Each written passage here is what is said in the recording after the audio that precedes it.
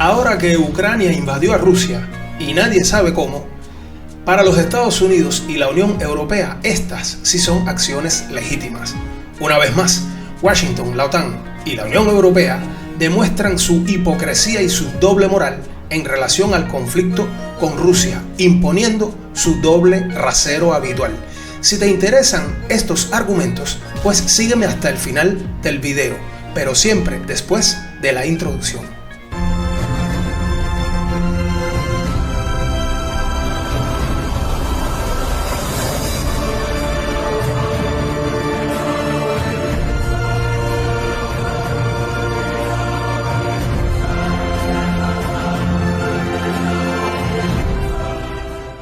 Bonjour à tout le monde, amigos y enemigos, ateos y creyentes.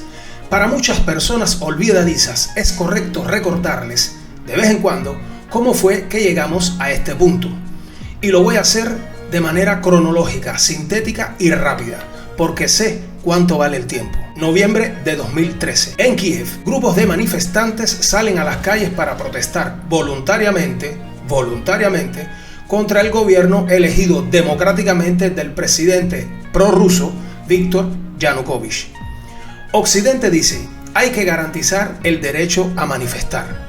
Las autoridades despliegan a la policía para reprimir las manifestaciones que se vuelven cada vez más violentas y armadas. Occidente dice, se condena enérgicamente la represión. Febrero de 2014. Los manifestantes ganan el poder mediante un golpe de Estado orquestado, financiado y apoyado por la CIA. Occidente rápidamente dice, ha triunfado la democracia.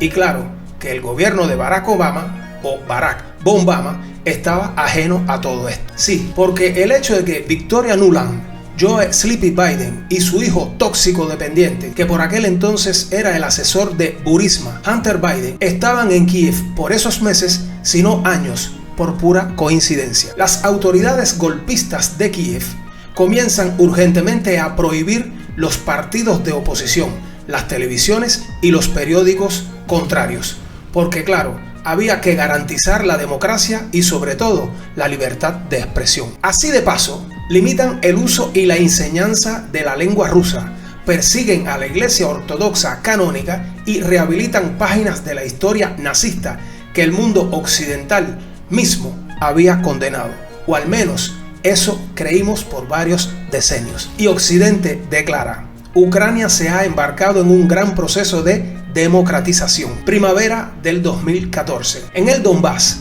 grupos de manifestantes salen a las calles para protestar contra las medidas del nuevo gobierno golpista de Pietro Poroshenko. Pero esta vez, Occidente inerte dice, no nos gustan estas manifestaciones porque son prorrusas. Así, las autoridades del dictador Pietro Poroshenko despliegan a la policía y al ejército para reprimir las manifestaciones. Y Occidente, siempre inerte, alega, esta represión es buena porque afecta a los prorrusos. Entonces los ucranianos prorrusos piden la federalización, pero siguen sufriendo una represión bestial. Y es así que efectúan un referéndum de autonomía.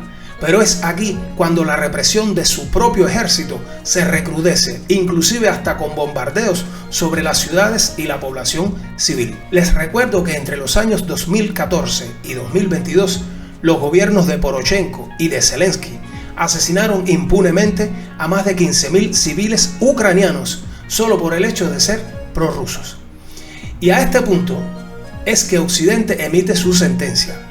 Así, los ucranianos prorrusos empiezan a ser definidos primero como separatistas y luego como terroristas. No había mucho más que hacer. No se encuentran puntos de concordancia ni de acuerdos. Comienza una guerra civil que durará 8 años. Y esto a pesar de los acuerdos de Minsk 1 y 2. Se admitirá más tarde que estos acuerdos sirvieron para detener a Rusia mientras que Washington armaba y entrenaba al ejército ucraniano. Esto lo dijo o lo reconoció a posteriori, pero sobre todo públicamente, una cierta Angela Merkel. En el otoño de 2021, Kiev despliega grandes fuerzas en la frontera de Rusia con el Donbass. Obviamente, Moscú hace lo mismo, pidiendo durante meses, si no años, garantías de seguridad a Estados Unidos de que Ucrania no fuera a entrar jamás en la OTAN. Pero estas solicitudes son rápidamente rechazadas y en más de una ocasión por Biden y Blinken. Personalmente, Occidente apura sus planes de rearme masivo del ejército ucraniano con una operación que duraba ya más de 8 años. 24 de febrero de 2022, Rusia entra en Ucrania, dando así inicio oficialmente a la operación militar especial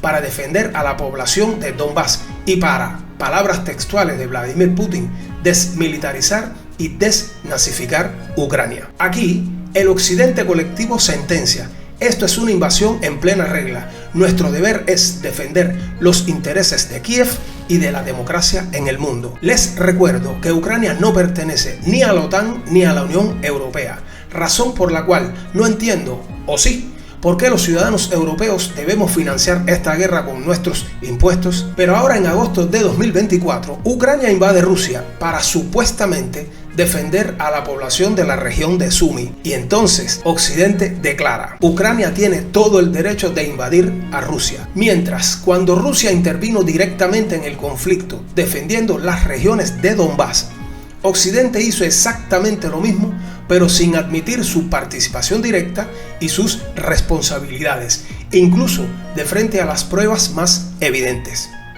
Ahora, en esta nueva fase del conflicto, en la región de Kursk, el ejército ucraniano ya ha tenido tiempo de cruzar una nueva línea roja, ligada al uso de misiles estadounidenses en territorios considerados rusos por la llamada comunidad internacional. Rusia y su líder Vladimir Putin han demostrado sobre todo dos cosas. La primera es tener una paciencia infinita y la segunda es saber aguantar y devolver los golpes. Pero me pregunto, ¿y si tarde o temprano Rusia se viera obligada y por ende tuviera que empezar a pedirles cuenta de todo esto? No lo den por descontado jamás. Esto es, como siempre, del lobo un pelo y sin pelos en la lengua. Nos vemos. Gracias. Este mundo está revuelto, pues te mienten sin pudor. Gobernantes, periodistas, las Big Pharma sin control. Te disparan en las venas un veneno aterrador que te pone como un zombie al servicio del Señor.